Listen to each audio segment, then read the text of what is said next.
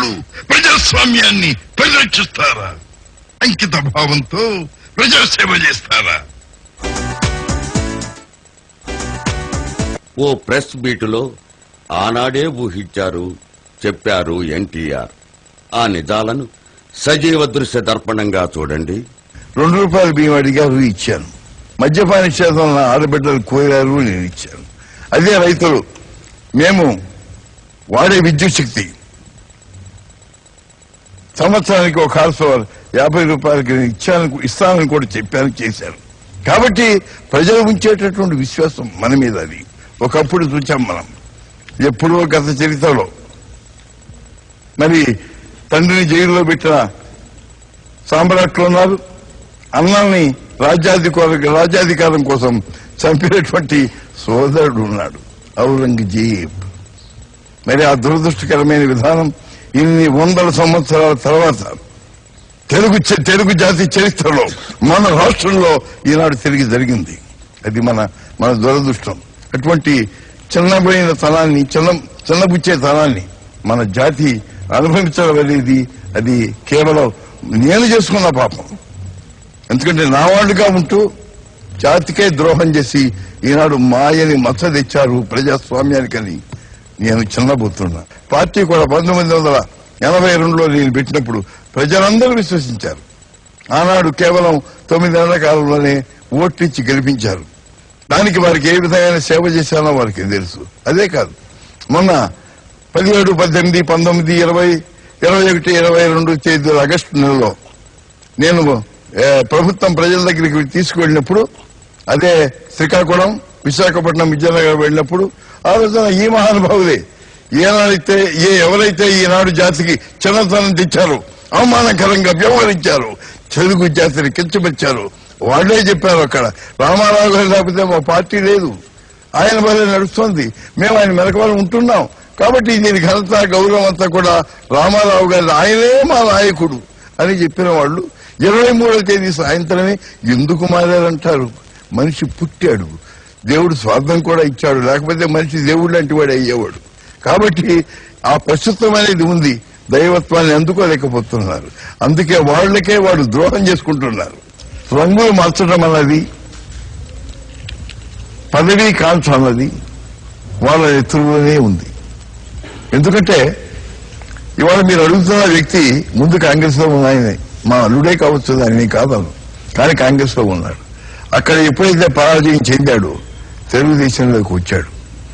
నేను మీ విధానాలకు పూర్తిగా అంకితం అవుతానని మాట ఇచ్చాడు, కానీ మనసులో ఉన్న దురాశ మాత్రం పోలేదు. నేను ఎన్ని పదవులు ఇచ్చినా అందుకే ప్రయత్నం చేస్తూ తన గుంపుని తన యొక్క గ్రూప్ని పెంచుకుంటూ వచ్చాడు ఆయన. అదే నేను గమనించలేదు. గమనించాల్సిన అవసరం కూడా నాకు ఎంతవరకు కూడా పేద ప్రజలకు ఏ విధంగా సంక్షేమం కలిగించాలి, ఏ విధంగా వారికి సేవ చేయాలన్నదే ధ్యేయం. కానీ ఇక మా పార్టీలో ఎవరున్నారు, వాళ్ళ మనసు ఎట్లాగుంది, ఈ విధంగా చూడటం అనేది నాకు అలవాట్లేదు. ఇప్పటికి కూడా అది ఆచారంగానే తీసుకోవడం. 214 సీట్లు తెలుగుదేశానికి ఎవరు ఎక్కడ ఎన్నడూ అనుకోని విధంగా వచ్చినాయి. ఆ తర్వాత పార్టీలో చేరిన వారితో కలిపి చూసుకుంటే 224 సీట్లు వచ్చాయి. కాబట్టి వాళ్ళు ఏం చేయలేకపోయారు. అదే 140, 130, 145 వచ్చుంటే వాళ్ళు ఏమైనా చేసి ఉండేవాడు. వాడు ఇదిగో మాకు ఈయన కావాలి, ఈయన కావాలి. ఎందుకంటే అంతకుముందే రంగం ఏర్పాటు అయ్యింది. అందరికి డబ్బు ఇచ్చాడు ఈయన. ఆయన పేరు చెప్పడం లేదు, పేరు కూడా అర్హుడు కాదు. డబ్బు ఇచ్చాడు అందరికీ, 5 లక్షలు, 10 లక్షలు, ఇదిగో మీకు ఎన్నికలకు నేను ఇస్తున్నాను, మీరు నా మనుషులుగా ఉండాలి అని తన గ్రూప్ ఏర్పాటు చేసుకున్నాడు. కానీ ఎప్పుడైతే మొత్తం కలిసి 224 సీట్లు తెలుగుదేశం అభిమానులకి చేరి వచ్చినాయో ఆ ఆటలు సాగలేదు. తప్పనిసరిగా ఎన్టీ రామారావునే నాయకుడిగా ఎన్నుకోవలసిన ఆ ఇది పట్టింది.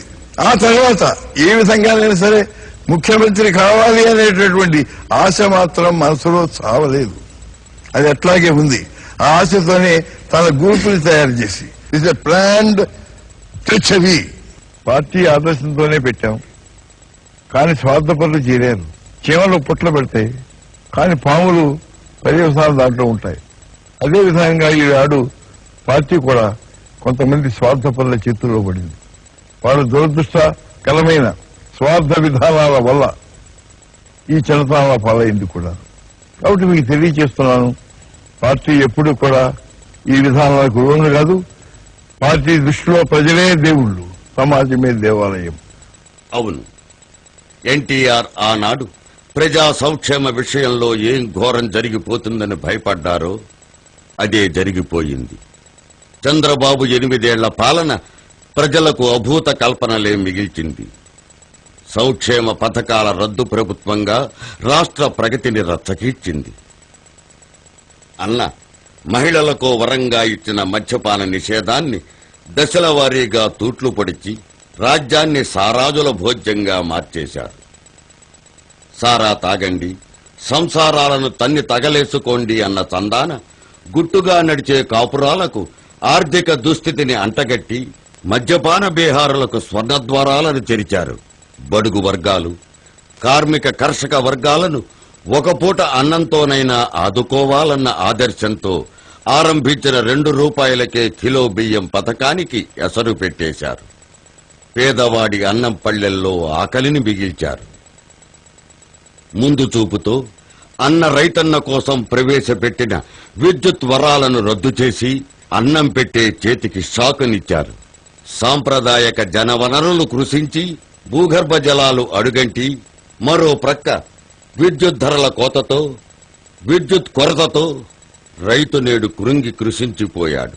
ఎన్టీఆర్ సదాశయంతో, సదుద్దేశంతో ప్రగతిని ఆశిస్తూ ప్రవేశపెట్టగా చంద్రబాబు మంగళం పాడేసిన మంచి పథకాలలో ఇవి మచ్చుకు కొన్ని మాత్రమే. ప్రజలకెంతో చేయాలనుకున్న ఎన్టీఆర్ రాష్ట్రాన్ని, రాష్ట్ర పురోగతిని అధోగతి పట్టిస్తున్న జామాతను జాన్ దేవ్ అని క్షమిస్తారా? నో, ఎన్టీఆర్ మాటల్లోనే వినండి. సింహం, I'm the lion, NTR is the lion. నేను సింహాన్ని. ఎందుకంటే సింహం మృగరాజు, ఏ అవమానం సహించదు. కాబట్టి నాకు జరిగిన విధానం, నాకు ఏ విధంగా ద్రోహం చేయబడింది, నా వాళ్ళు అన్నవాళ్ళు నన్ను ఏ విధంగా మోసం చేశారు ప్రజలకు తెలుసు. అయినా నేను చెప్పడం నా ధర్మం, నా కర్తవ్యం. ప్రజల ప్రతినిధిని నేను. నాకేం జరిగా ప్రజలకు తెలియచెప్పటం నా బాధ్యత. దేవుడుగా ఎవరు క్షమించినటువంటి ఘాతకం చేశాడు చంద్రబాబు నాయుడు. అది జాతి చరిత్ర ఎప్పుడు విస్మరించారు. మీరు న్యాయ నిర్ణేతలు. ఏ విధమైన రాజకీయం కావాలి, ఏ విధంగా ప్రజాస్వామ్యం ఉండాలి, అది నిర్ణయించవలసింది మీరు. మీ నిర్ణయమే శిరోధార్యం, అదే ప్రజాస్వామ్యం. కాబట్టి మీరు నిర్భయంగా ఏ పార్టీ అయితే ప్రజాస్వామ్యాన్ని ఉద్ధరిస్తుందో, ఏ పార్టీ అయితే మన తెచ్చుకున్న స్వాతంత్రానికి ఒక చక్కని రూపం దిద్దగలుగుతుందో అటువంటి పార్టీకి మీరు ధైర్యంగా ఓటు వేయండి. ఓటు మీకు జన్మ హక్కు. అది నిరుపయోగం చేయకండి. పిరికితనంతో మరో విధంగా ఉపయోగించకండి. ఆత్మబలంతో ఈ దేశం నాది అనే ధైర్యంతో ముందుకు సాగండి. మంచి దేశాన్ని సృష్టించండి.